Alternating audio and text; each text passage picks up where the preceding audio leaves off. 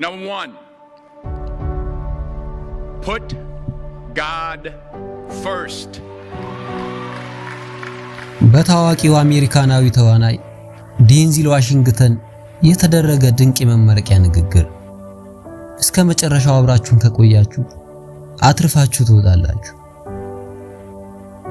ወደፊት ውደቁ ይለናል ዴንዚል። በህይወት ውስጥ አደጋ ወይም ሪስክ ካልወሰዱ በቀር ምንም ዋጋ ያለው ነገር አይገኝም። ኔልሰን ማንዴላ እንደተናገሩት አቅምህ ከሚፈቅደው በታች ራስን አሳንሶ በመኖር ውስጥ ምንም አይነት ስሜት ወይም እርካታ አይገኝም።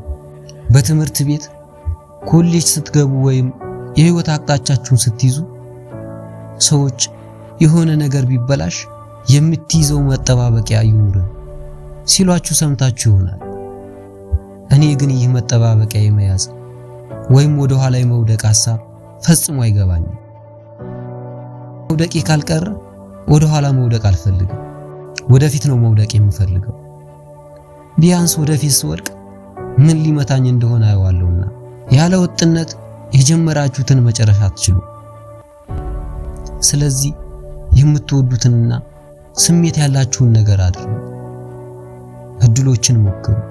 መውደቅን አትፍሩ። ከሳጥን ውጪ ያስቡ። ትልቅ ህልም ከማለምና ትልቅ ውድቀት ከመውደቅ አትፍሩ።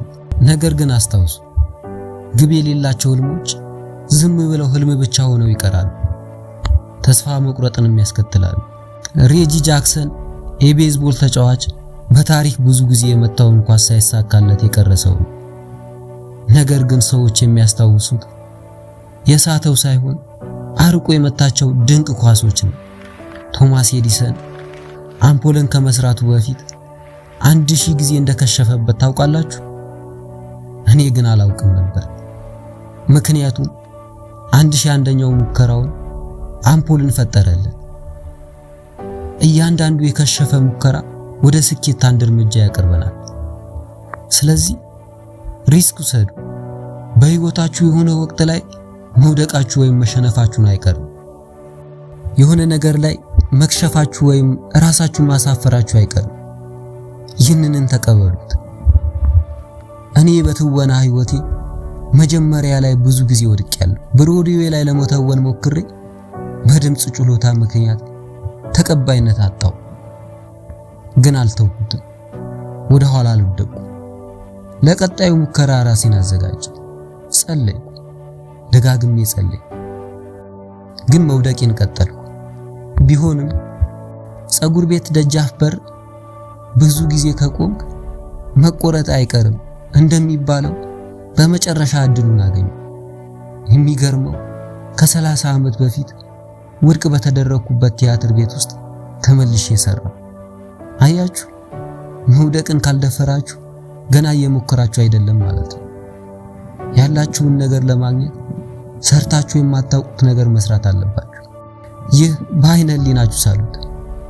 በሞት አልጋችሁ ላይ ተኝታችሁ በአልጋችሁ ዙሪያ የእናንተ ያልተሞከሩ አቅሞች እና ያልተሰሩ ስራዎች መንፈሶች ቆመዋል። እነዚህ መንፈሶች እናንተን በአክብሮትና በቁጭት እያዩ ወደ አንተ የመጣ ነው ህይወት ልትዘራልን ትችላለህ ብለን ነበር፣ አሁን ግን አብረን መቃብር ልንወርድ ነው ይሏችኋል። ዛሬ ጠይቃችኋለሁ፣ ዓለም የእናንተ እርዳታ ትፈልጋለች? አፍሪካ፣ መካከለኛው ምስራቅ፣ ጃፓን ወይም አሜሪካ? ሁሉም የእናንተ ተስጦ ይፈልጋል። ገንዘባችሁን፣ ጊዜያችሁን ወይም ጸሎታችሁንም ስጡ። የሆናችሁትን ሁሉ ሁኑ። ዋናው ነገር ያላችሁን ነገር ምን ላይ ታውሉታላችሁ የሚል ነው። በመጨረሻም መውደቅ አቅጣጫችንን ለማወቅ ይረዳናል።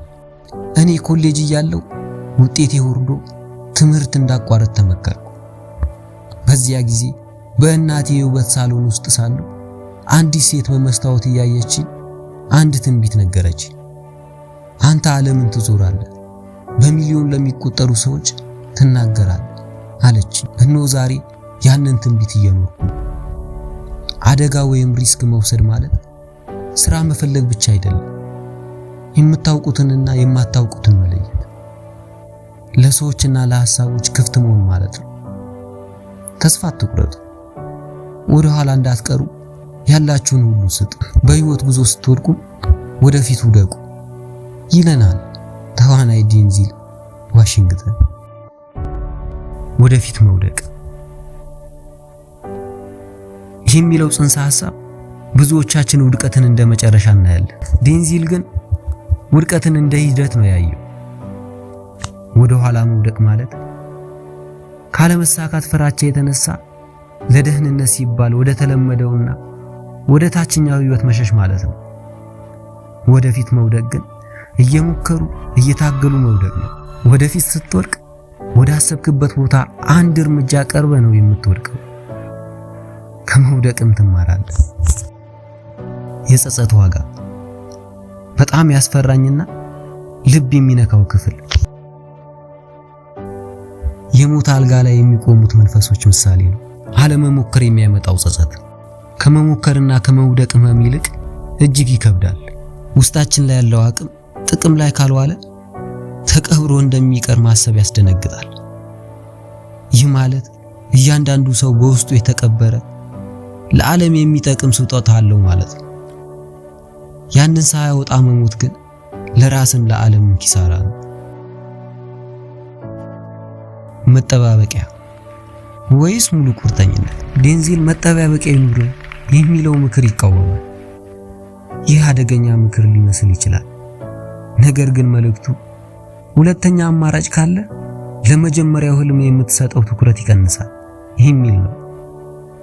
ድልድዩን አቃጥለ ወደፊት ስትሄድ ከመሮጥ ውጪ አማራጭ ስለሌለ የስኬት እድል ይጨምራል። ስናጠቃልለው ህይወት ደህንነቱ የተጠበቀ ጉዞ ሳትሆን ደፋር ሙከራ ናት። እንደ ዴንዚል እይታ ውድቀት ጠላት አይደለም። ውድቀት የስኬት መንገድ ጠቋሚ ነው።